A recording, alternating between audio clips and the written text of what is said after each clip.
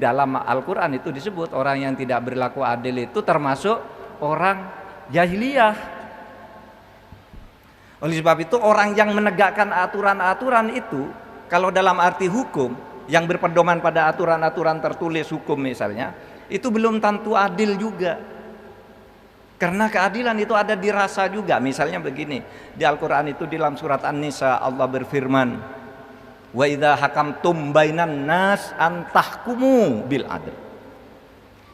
Kalau engkau bertahkim, menegakkan hukum atau memerintah di antara sesama manusia, hendaknya kamu menegakkan hukum dengan adil.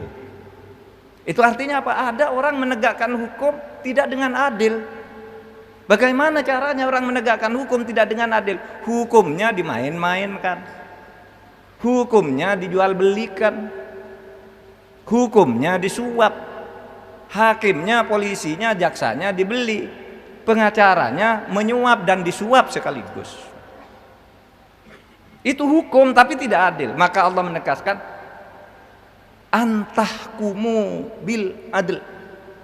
Hendaknya kamu berhukum dengan adil, karena belum tentu hukum itu adil meskipun namanya hukum.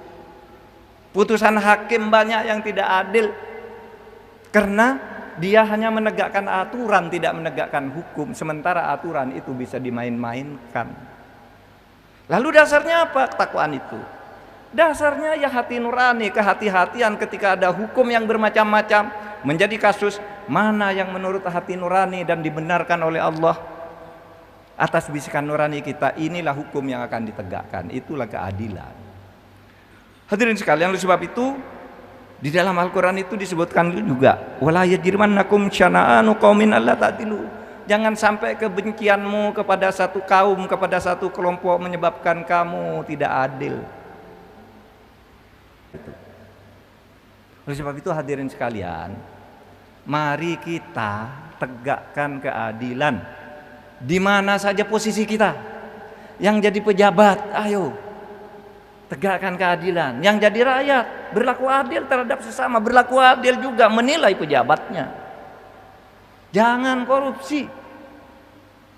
Korupsi itu menghancurkan. Kenapa? Karena gampang tuh. Rumusnya dari hadis Nabi itu kalau dirumuskan di dalam ilmu pengetahuan modern, itu dikatakan hancurnya sebuah negara itu melalui 4 dis.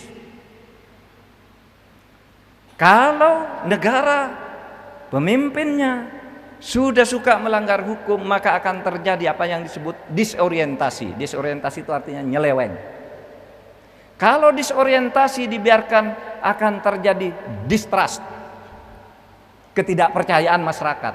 Kalau distrust, ketidakpercayaan dibiarkan, akan terjadi disobedience, pembangkangan. Itu urut-urutan jatuhnya negara itu begitu. Kalau penggangkangan sudah meluas, akan terjadi disintegrasi. Disintegrasi itu artinya hancur. Jadi disorientasi, distrust, disobedience, dan disintegrasi. Itulah urut-urutan hancurnya negara yang dimulai dari nyelewengnya para pejabat dan rakyatnya terhadap aturan-aturan hukum itu.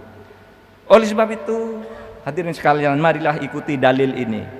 Al-adlu wajibun fi kulli syai'in wal fadlu masnunun. Berbuat adil itu wajib di dalam semua situasi, dan berbuat baik, menambah dari keadilan itu, lebih dari sekedar berbuat adil. Sudah berbuat, meletakkan sesuatu pada tempatnya, masih diberi lagi. Gajimu berapa? 2 juta. Ini tambah saya 2 juta, 2.200.000. Itu namanya yang kedua itu fadlun.